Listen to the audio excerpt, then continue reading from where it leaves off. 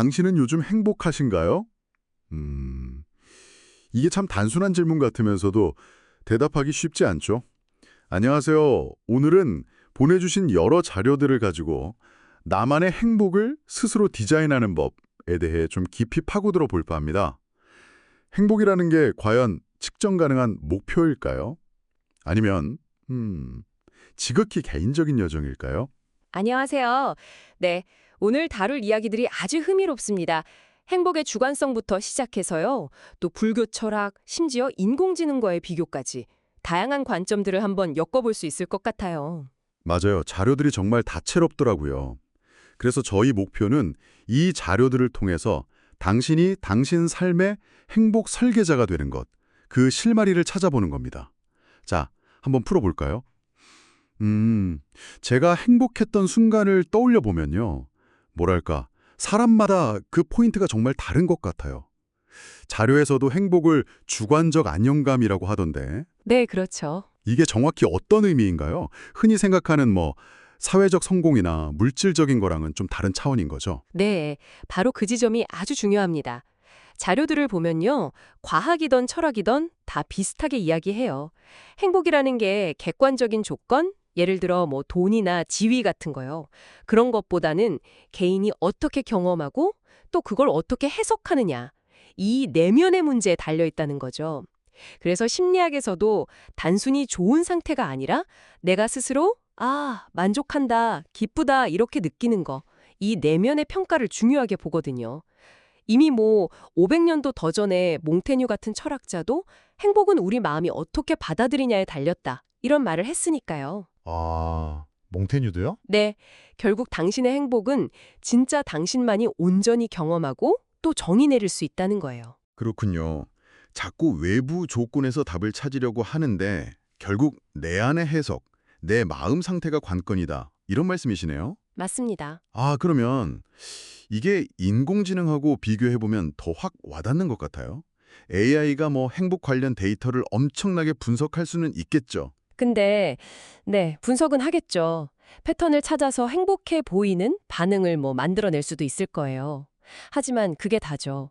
기쁨이나 슬픔 같은 감정을 우리 인간처럼 정말로 경험하고 느끼는 건 불가능하거든요. 그렇죠. 느낄 수는 없으니까. 네, 행복은 단순한 정보 처리가 아니에요. 살아있는 존재가 세상을 겪으면서 느끼는 굉장히 복합적인 내면 상태잖아요.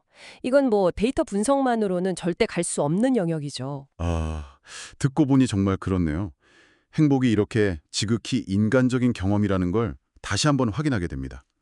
그럼 이제 또 다른 관점, 자료에 언급된 불교 철학으로 한번 넘어가 볼까요? 그 공사상이 행복과 연결된다는 점이 저는 되게 흥미로웠어요. 네, 저도 그 부분이 아주 인상 깊었는데요. 불교의 공사상은 뭐랄까, 모든 게 고정된 실체가 없다는 거잖아요. 서로 관계 속에서 계속 변하고 있다. 이걸 행복에 적용해 보면 행복 역시 마찬가지라는 거예요. 영원히 딱 고정된 행복한 상태라는 건 없다는 거죠. 고정된 게 아니다. 네, 마치 날씨 같아요. 맑은 날도 있고, 당연히 흐린 날도 있잖아요. 행복이나 불행도 그런 식으로 딱 정해진 게 아니라 계속 변하는 마음의 상태로 보는 거예요.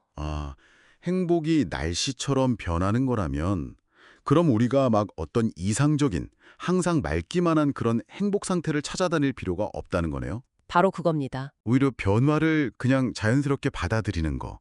거기서 오는 어떤 평온함 같은 게 있을 수 있겠는데요. 정확해요. 그 고정된 행복 기준이 없다는 걸 깨달으면 역설적으로 엄청난 자유가 와요. 반드시 이래야만 행복해. 이런 강박에서 벗어나는 거죠. 남들이 어떻게 보든 외부 조건이 어떻든 그런 거에 덜 얽매이게 되고요. 그냥 지금 여기서 나만의 의미, 나만의 만족을 찾아갈 수 있게 되는 거예요. 그리고 어떤 상황도 영원하지 않다는 걸 아는 것. 이게 우리한테 유연성을 주고 또 힘든 상황에서도 너무 좌절하지 않고 나아갈 힘을 주기도 하고요. 와, 되게 깊은 이야기네요. 근데 이런 철학적인 이해가 그럼 현실에선 어떻게 도움이 될 수 있을까요? 결국 그래서 어떻게 살아야 하나? 이 문제로 돌아오잖아요. 자료들에서 혹시 우리가 당장 좀 삶에서 행복을 설계하기 위해 시도해 볼 만한 그런 구체적인 방법들도 제시하나요? 네, 그럼요. 이 철학적 이해를 바탕으로 몇 가지 실천적인 방향들을 제안하고 있어요. 첫째는 역시 자신만의 기준 찾기예요.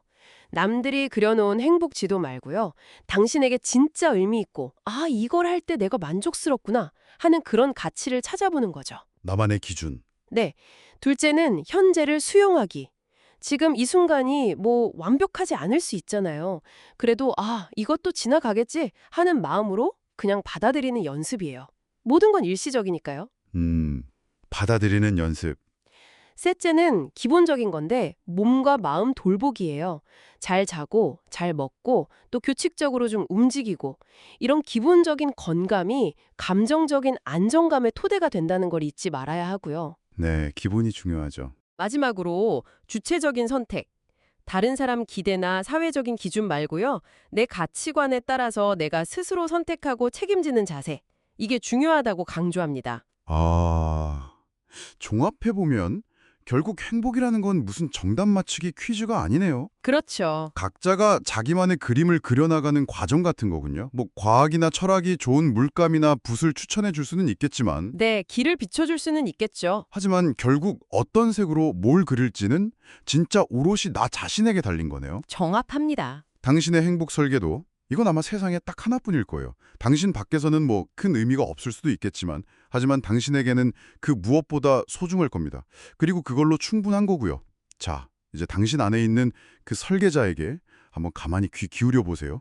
만약 당신의 행복이 세상에 단 하나뿐인 예술 작품이라면 오늘 당신은 그 작품에 어떤 첫 붓터치를 더하시겠습니까?